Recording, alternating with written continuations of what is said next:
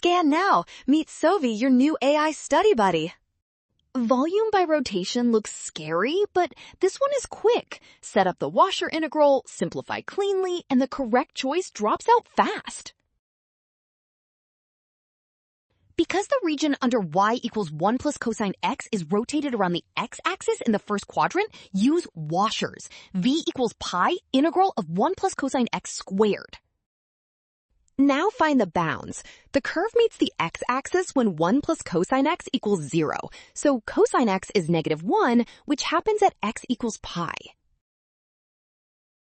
Expand and use cosine squared x equals 1 plus cosine 2x over 2, integrate from 0 to pi, and the volume is 14.